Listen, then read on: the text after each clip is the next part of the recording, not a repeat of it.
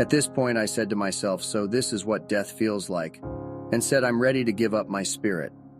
As soon as I said that, I entered a dark space. There was no emotion, time, up or down, but I did have my intellect. Very quickly after entering this darkness, it took on a very dark brown hue.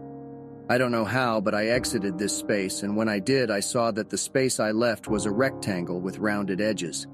To the left of it was a tunnel made of white clouds spinning clockwise. At this moment, I said to myself, this is just like in the movies.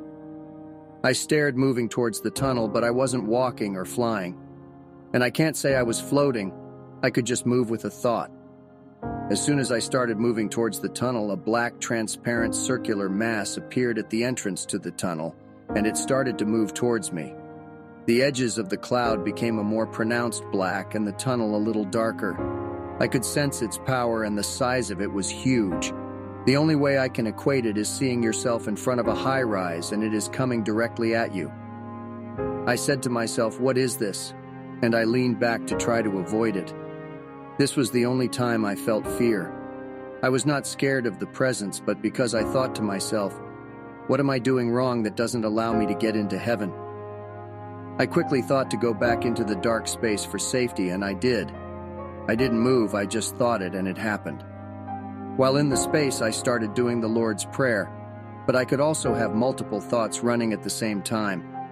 It dawned on me that here I was dying, and all these grudges I was holding against people who had wronged me, and also those I had hurt unintentionally, I had never tried to correct.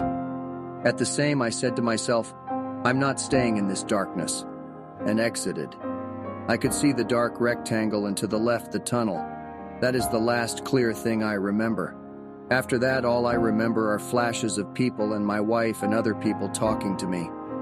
My wife said that while I was going through the 2-hour seizure, my body was catatonic, but my head was swinging around wildly. She stated that I was asked if I was moving my head on purpose, and I said no. I do have a memory of this. From the onset of the episode to the time I regained consciousness was about 10.5 hours. After regaining consciousness, I thought I was possibly dreaming. After some time, I thought, well, maybe this is my hell being poked and prodded for the rest of my life. This was because I had never been a patient at a hospital save for same-day procedures or tests. I was born at home to a midwife. This train of thought continued all during the stay, but I would not mention it to anybody because I kept thinking to myself, if I say this, they will definitely leave me in the hospital because they will think I'm crazy.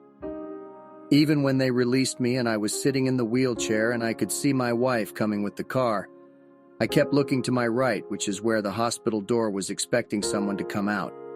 I was expecting someone to say, no, you have to go back in because of...